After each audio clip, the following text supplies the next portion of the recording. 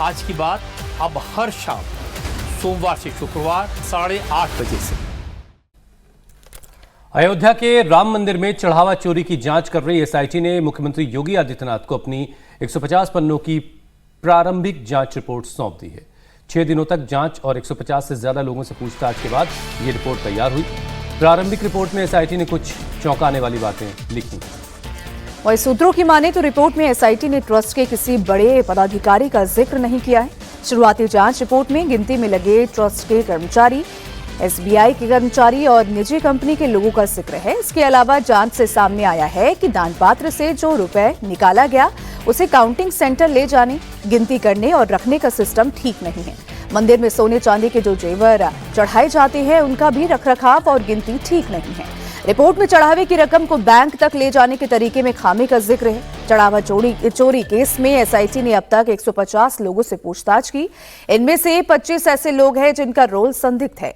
SIT की सिफारिश पर इन लोगों के खिलाफ कार्रवाई हो सकती है।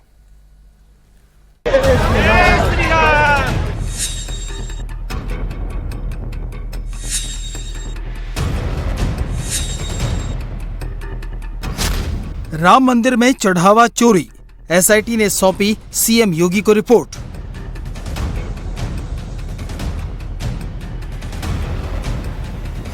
एसआईटी की शुरुआती आई रिपोर्ट, राम मंदिर में कितने चढ़ावा चोर।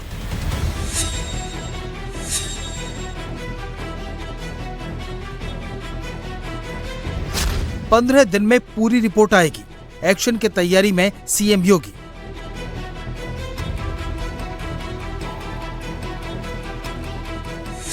राम मंदिर के चढ़ावा चोरी मामले में एसआईटी की शुरुआती रिपोर्ट आ गई है।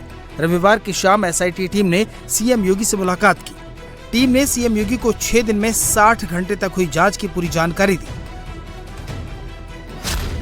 सूत्रों की माने तो एसआईटी ने ट्रस्ट के किसी बड़े पदाधिकारी का जिक्र नहीं किया है। शुरुआती जांच रिपोर्ट में गिनती में लगे ट्रस्ट के कर्मचारी, एसबीआई के कर्मचारी और निजी कंपनी के लोगों का जिक्र है। प्रारंभिक रिपोर्ट है जो पूरे चढ़ावे की जांच करने के लिए एसआईटी पहुंची थी।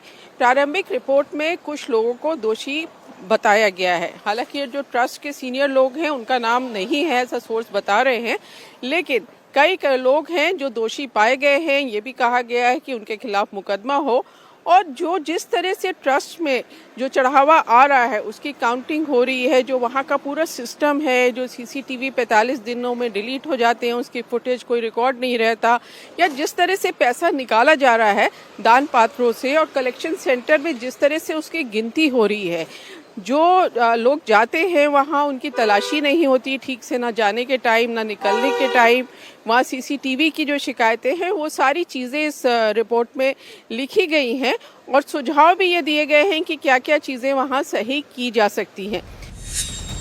अभी ये प्रारंभिक रिपोर्ट है, पूरी रिपोर्ट 15 दिन के बाद आएगी। सूत्रों की माने तो एसआईटी रिपोर्ट में चढ़ावे के रख रखाव को लेकर गंभीर सवाल उठाए गए हैं। एसआईटी के मुताबिक दान पात्र से जो रुपया निकाला गया उसे काउंटिंग सेंटर तक ले जाने, गिनती करने और रखने का सिस्टम ठीक नहीं है। मंदिर में सोने के जो जेवर चढ़ाए जाते हैं उनका भी रखरखाव और गिनती ठीक नहीं है। रिपोर्ट में चढ़ावे की रकम को बैंक तक ले जाने के तरीके में खामी का जिक्र है। लॉकर की 2 अलग अलग चाबियां होनी चाहिए, वो नहीं है। पे जो पता चल रहा है, जो सोर्स बता रहे हैं, इस कमेटी को ये पता चला है कि जो पूरा सिस्टम था, जो चढ़ावे का सिस्टम है, उसको काउंट करने का जो सिस्टम है, जो लोग उसमें लगाए गए उनकी ठीक से जांच पड़ताल नहीं की गई, उसके ऊपर ठीक से नजर नहीं रखी। एक बड़ी बात इस रिपोर्ट में सोर्स ये बता रहे हैं, ये भी कहा गया है कि बैंक के बहुत सारे लोगों को भी जिम्मेदार ठहराया गया है इस गड़बड़ी के लिए और उनके खिलाफ भी कार्रवाई करने की बात की गई है। अब ये क्योंकि शुरुआती रिपोर्ट है, अब जब डिटेल्ड रिपोर्ट आएगी तो ज़्यादा जानकारी मिलेगी, लेकिन ये है कि जो कमेटी है वो मुख्यमंत्री योगी आदित्यनाथ से गई, मिली और जो अब तक उसने पाया है वो रिपोर्ट मुख्यमंत्री को दे दी है। चढ़ावा चोरी केस में एसआईटी ने अब तक 150 लोगों से पूछताछ की है। इनमें से 25 ऐसे लोग हैं जिनका रोल संदिग्ध है। एसआईटी की सिफारिश पर इन लोगों के खिलाफ कार्रवाई हो सकती है। इसके संकेत एसआईटी के आदेश में भी मिल रहे हैं। एसआईटी ने श्री राम जन्मभूमि तीर्थ क्षेत्र ट्रस्ट के पदाधिकारियों पर जिले से बाहर जाने पर रोक लगा दी है। जिन कर्मचारियों का नाम चढ़ावा चोरी में आया है उन पर भी अयोध्या से बाहर जाने पर रोक लगाई गई है। सूत्रों के माने तो राम मंदिर चढ़ावा चोरी में एसआईटी के रेडार पर रमाशंकर यादव उर्फ टिन्नू सबसे ऊपर है, क्योंकि टिन्नू यादव के पास राम मंदिर के चढ़ावे की पूरी जिम्मेदारी थी। इस बीच मंदिर से जुड़े एक और शख्स का नाम सामने आया है। ये नाम है फूलकांत मिश्रा। फूलकांत के पास राम मंदिर के आभूषणों की देखभाल और रखरखाव की जिम्मेदारी थी। फूलकांत मिश्रा कुछ साल पहले तक अयोध्या में एक छोटी सी दुकान में रत्न और नग बेचा करता था और लोगों का भविष्य बताता था, लेकिन आज उसके पास 4 बड़ी गाड़ियां हैं। अयोध्या के पौष इलाके में अपना बंगला है। फूलकांत मिश्र, मकान नंबर 23/4/31A। ये वो भूमि है जो राम मंदिर से लगती हुई है और इस मंदिर का अधिकांश हिस्सा मंदिर ने अधिग्रहित कर लिया, लेकिन इस मकान को अधिग्रहित नहीं किया है। वो हर बड़े आयोजन में आगे दिखाई देते थे और हमारे सूत्र बता रहे हैं कि फूलकांत मिश्रा की तरफ से अलग अलग इलाकों में करोड़ों की प्रॉपर्टियां खरीदी गई हैं। अब इन आरोपों पर जांच होनी है। जिस तरीके से टिन्नू यादव का नाम आया, उसका दूसरा पहलू अगर कहा जाए तो फूलकांत मिश्रा है, जो एसआईटी के सामने पेश भी हुए। और अगर आप देखेंगे अंदर तो हाल फिलहाल में अक्टूबर 2024 में एक इनोवा क्रिस्टा नई गाड़ी खरीदी गई, 4 गाड़ियां हैं। फूलकांत मिश्रा भी टिन्नू यादव की तरह ट्रस्ट के महासचिव चंपत राय का करीबी बताया जाता है। जहां पर बिना ट्रस्ट की परमिशन के कोई नहीं जा सकता, वहां पर फूलकांत की पहुंच थी।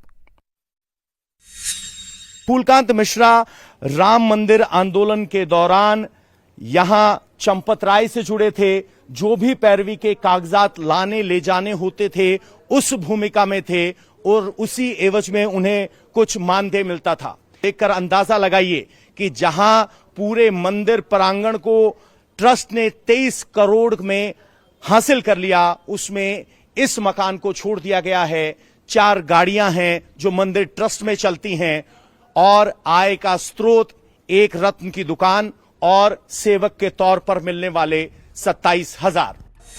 बताया जा रहा है कि फूलकांत मिश्रा के भाई साकेत मिश्रा रेलवे स्टेशन के पास साकेत रत्न के नाम से दुकान चलाते हैं। परिवार का दावा है कि दुकान से हर साल करोड़ों का टर्नओवर करते हैं।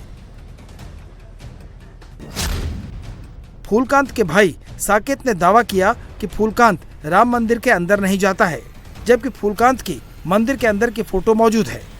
फूलकांत के भाई ने कहा कि उनकी गाड़ियों का राम मंदिर से कोई संबंध नहीं है, लेकिन फूलकांत के भतीजे का दावा है कि उनकी गाड़ियां राम मंदिर से चलती हैं। फूलकांत के परिवार का दावा है कि राम मंदिर मैनेजमेंट में फूलकांत का कोई दखल नहीं है, जबकि जो खुलासा हुआ है उसके मुताबिक फूलकांत दान दक्षिणा मैनेजमेंट में शामिल है। राम जन्मभूमि ट्रस्ट का मुकदमा जो चलता है उसका केवल पैरवी करने जाता है कचहरी, हाई कोर्ट या सिविल कोर्ट। बाकी मंदिर के अंदर उसकी कोई जिम्मेदारी नहीं है, वो जाता भी नहीं है मंदिर के अंदर। मैं दावे के साथ कह सकता हूं कि सालों हो गया वो मंदिर के अंदर जाता ही नहीं है। मंदिर शुरुआत हुआ था तो केवल 1 महीने के लिए उसकी जो है चंपत जी ने वहां ड्यूटी लगाई थी, ठीक है, राम मंदिर में।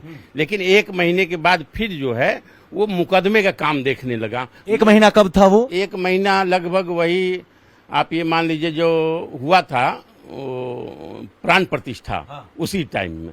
चंपत जी अगर बुलाएंगे तो निश्चित जाएगा, लेकिन राम जन्मभूमि मंदिर के अंदर का कोई दायित्व तो नहीं है। दायित्व नहीं और पूछताछ भी नहीं हुई। पूछताछ भी नहीं हुई है, लेकिन अगर पूछताछ होगी तो पूछताछ का जवाब देंगे।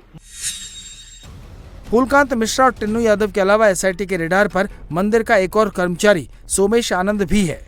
सोमेश आनंद इस वक्त राम मंदिर में यात्री सेवा केंद्र में तैनात है। सोमेश आनंद पर आरोप है कि चंदे के पैसे लेकर वो फरार है। हालांकि इंडिया टीवी से बात करते हुए सोमेश आनंद ने दावा किया कि वो अयोध्या में ही मौजूद है। गोपाल राव जी से उसकी कोई रिश्तेदारी नहीं है। सोमेश आनंद ने कहा है कि वो एसआईटी जांच के बाद बोलेगा। एसआईटी जांच पूरी होने के बाद ही सामने आएगा। राम मंदिर चढ़ावा चोरी पर सियासत भी खूब हो रही है। समाजवादी पार्टी के मुखिया अखिलेश यादव ने एक बार फिर योगी सरकार पर हमला बोला। अखिलेश ने कहा कि सरकार को मजबूरी में एसआईटी का गठन करना पड़ा।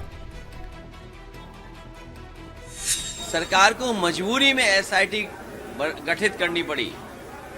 सवाल ये कि एसआईटी कौन करेगा? और सीसीटीवी के फुटेज गायब होना, सीसीटीवी के फुटेज गायब होने का मतलब है कि सीसी की सही जानकारी नहीं मिलेगी। सीसीटीवी के फुटेज न होने से सीसी की सही जानकारी नहीं मिलेगी। सीसी का मतलब हुआ चढ़ावा चोरी, चंदा चोरी, और जो लोग गुप्त दान दे गए, हमारा धर्म और हमारे बहुत सारे प्रतिष्ठित लोग होते हैं जो गुप्त दान देते हैं, वो कभी जानकारी नहीं होने देना चाहते किसी को कि उन्होंने क्या दान दिया है, वो सब गायब निकला है। इतना बड़ा जो घोटाला बोले या उसको कोई और रूप देखें, कितना दुखद घटना है कि करोड़ों करोड़ों लोगों की आस्था को ठेस पहुंचा है। अखिलेश यादव भले ही राम मंदिर चढ़ावा चोरी में योगी सरकार को घसीटने की कोशिश कर रहे हों, लेकिन मुख्यमंत्री योगी आदित्यनाथ पहले ही साफ कर चुके हैं कि चढ़ावा चोरी का पूरा खुलासा होगा और दूध का दूध, पानी का पानी होगा।